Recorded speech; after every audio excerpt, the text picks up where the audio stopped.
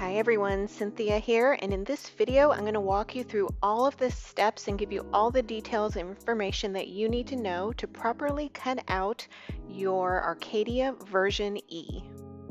While I am focusing on version E, there will be helpful tips in here to help no matter what version you're cutting. So if you feel any insecurity or questions about cutting the pattern, I recommend watching this video before you get started.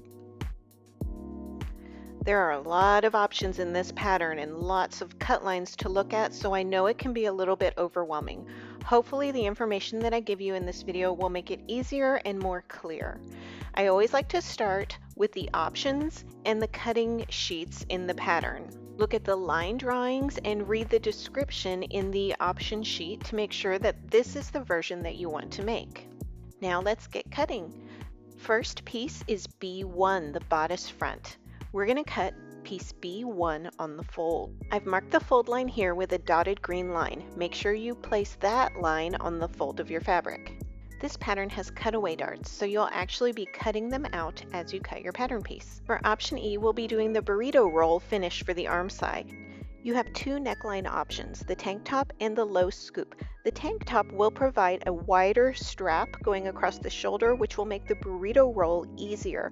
I recommend this option for anybody beginner at burrito roll or if you have a thick fabric. I've highlighted the tank top lines here in green. In addition, notice the cut line for the lower side seam. We'll be cutting the special inner cut line for the bridge and pocket option. Finally, the very bottom cut line for a seamed waistline.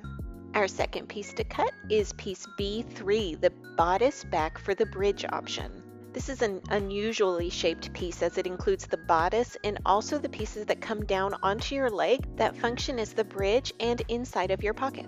If you're using a projector, your piece will look like this. Otherwise, your pattern piece will be placed on the fold along the dotted green line shown here. Once again, make sure you use the tank top cut line so you have enough room to do that burrito roll. But you may be looking at my piece and notice that I have a lower back neckline. While we recommend that you first make a garment as written and following one of the given options, it is possible to lower the tank top neckline to the low scoop depth as long as you keep the width at the shoulder seams. Look at the green dashed neckline to see how I kept the width of the tank top cut line while lowering the neckline. Cutting the rest of piece B3 is pretty straightforward, just make sure to mark those notches. Next is piece P1, the front leg. Notice the note that says cut along the interior line, which is an important note that could be overlooked if you don't read the cutting instructions. But first off, we'll note that we'll be cutting two front legs as mirror images of each other. And here's where that special note comes in handy. We're going to be cutting on the line labeled cut for the bridge and pocket option. Notice it's the interior cut line, which will make the piece a little bit more slim, allowing for us to add that pocket piece in. Choose your length. If you cut the shorts cut line like I did, your piece will look like this. And if you cut the pants length, your piece will look like this. Now let's take a look at cutting piece P2, the back leg. Again, we'll cut two of the leg pieces as mirror images of each other. And we'll cut on the interior line once again, making sure to mark those notches. It's hard to read it on the video, but this is written on the pattern piece as well, so just make sure to read all the notes on the pattern piece as you're cutting. When cutting that back center seam, you'll need to decide whether or not you're using a gusset. To add the gusset, cut on the lower line, which I've marked with a solid green line in the diagram. And if you're not using the gusset, cut along the dotted green line. Again, these are marked on the pattern as well. And finally, choose the same hem that you chose for your front pieces. Again, I've chosen the shorts, but the pants will be cut out like I've indicated with green lines here. Shorts will be cut out like so.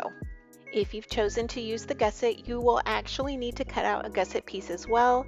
These are labeled cut 2 as mirror images. I like to use some wash away adhesive tape while cutting my pieces out. I'll just stick two pieces of fabric together and then cut them out as one, and this acts as my basting step. Piece number 5 indicated on the cutting chart is the pocket piece. We'll cut two as mirror images of each other.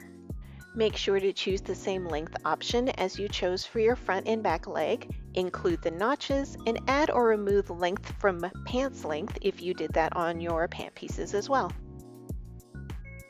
And finally, moving away from the main pieces, we're getting to the shelf bra.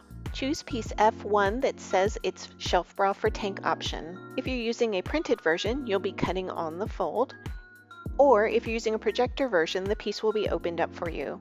Make sure to cut out those darts, and just like before, make sure to use those tank cut lines. Remember that bridge pocket cut line for the lower side seam? We'll be using that one here as well. The final piece we'll be cutting out of fabric is F2, the back shelf bra tank option. Cut one on the fold, or if you're using the projector, it's opened up for you. We'll be cutting on all of the outer lines for the tank top option, but if you made any adjustments like I did, just make sure to do the same adjustment on the shelf bra that you made on your main piece. The final piece you'll need to cut is 1.5 inch elastic for your underbust. You can find those links on the page 13 cutting chart, but I always recommend that you try on the elastic around your underbust before committing it to your bra. Make sure it's comfy and feels the way you like it.